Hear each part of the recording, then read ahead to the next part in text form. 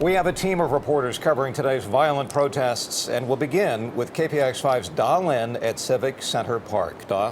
Even with the massive amount of police officers watching over Civic Center Park, there were still quite a few fights and definitely a lot of pushing and shoving here between Trump supporters and counter-demonstrators. Away from him. Arguments quickly escalated into fistfights. Police officers stepped in to break it up. This type of drama played out repeatedly throughout Civic Center Park between Trump supporters and counter-demonstrators.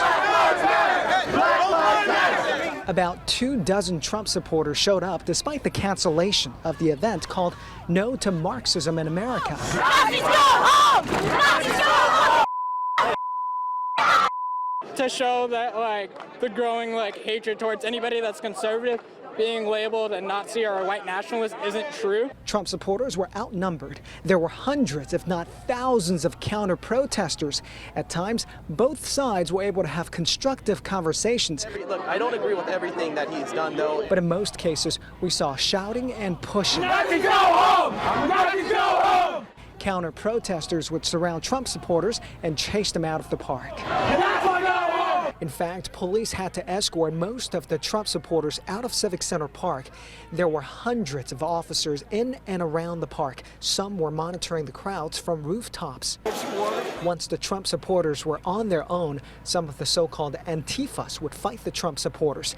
A few people were hit with pepper spray. Officers had to use a smoke bomb to break up a large fight outside of the park. I'm checking over my back every second right now. I cover the previous protest here in Berkeley as well. I can tell you this time the police officers were much more aggressive. In the previous protest, they would stand on the sideline, let the folks basically fight it out. This time, every time they saw a fight or something that was about to go down, they would go in there, break it up. And I think that's why, Brian, this time we didn't see many people injured. We didn't see this protest wasn't as bloody compared to the previous protest. Brian? Well, Daw, from what you did see, and if you can answer this, which groups would you say were most responsible for the violence today?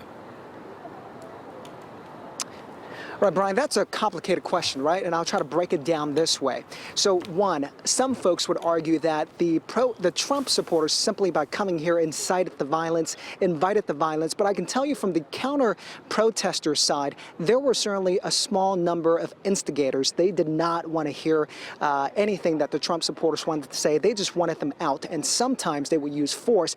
But then once you had the anarchists, the folks who were dressed in all black, there were about 100 of them. You can call them anarchists, you can call them Antifas or Black Bloc people. They were dressed up, covered up, and they were up to no good. I can tell you they were simply here looking for a fight. All right, Da Lin at Civic Center Park. Da, thank you. Patriot Prayer founder Joey Gibson was in Berkeley during the clashes, and he soon found himself being chased by Antifa activists and pepper sprayed. Gibson kept retreating down a street along with a man in shoulder pads who appeared to be his bodyguard. Now, a short time later, officers put Gibson and that second man in handcuffs, but police tell the Chronicle that this was actually a rescue. They were trying to protect the two men from the group that was pursuing them. Neither man was arrested or charged. Now, KPIX 5's Kit Doe saw some of today's verbal and physical confrontations from close range. Kit. Yeah, we got here right at about 10 o'clock before all of the drama went down. It seemed like both sides were having some genuine exchanges there, talking this morning peacefully. And then right around noontime, the black-clad anarchist Antifa-type people showed up. And that's when things got crazy. By our count, there were only a few dozen Trump supporters who showed up to face off with counter-protesters. No, I'm going to tell them that's what I believed in at that time if my opinions change. By being hateful to me right now. You're not getting paid by being hateful. The peace did not last long. A man who has violated people's human rights. If you support them, you're racist. You have been outed as a neo-Nazi. You will not renounce the idea that black people are genetically inferior intellectually to white people. We are not guilty of fascism. Commit. You're fucking Nazis in World War II. Show me a Nazi and I'll kick his ass. As the morning wore on, the arrests started going down. I gave an individual a mask because he was covering his face. At first, it was for wearing masks over their noses within the secure area of Civic Center Park. But eventually, tempers flared and punches were thrown.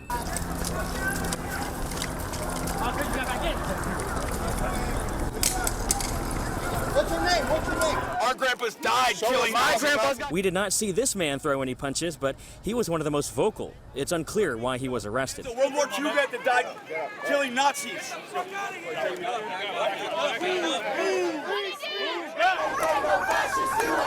The Trump supporters were continuously surrounded, sometimes with their backs literally against the wall. In a few instances, Berkeley police relocated the Trump supporters to safety, but for the most part, it didn't work. Trump supporter Johnny Benitez, with the bald head, was escorted out of the park. Get out of here, Trump! And then there was this man who ran from the angry mob to a line of police officers in riot gear. I'm not here for violence, so of course I'm going to run to the police to guarantee my safety. I didn't like it at all. By noon, a large contingent of what appeared to be anti-Trump Black Bloc protesters wearing masks and all-black clothing marched from UC Berkeley and converged with the Civic Center protests. Outnumbered by the thousands, officers pulled back to regroup, deploying tear gas a few times to disperse the crowd. By then, counter-protesters were flooding Civic Center, and any Trump supporters still left in the area were literally running for their lives. I'm okay with people getting chased out of town. You know, I'm okay with people making white supremacists feel unwelcome. I mean, excuse me, like, you're making me feel unsafe in my own country because I'm a Jew, and I'm like, what does this mean for our society? And so both the police chief and the mayor issued statements praising the police department's efforts today. We had a total of 13 people arrested and 2 people taken to the hospital with non-life-threatening injuries. And we're live in Berkeley. Kipto, KPIX 5.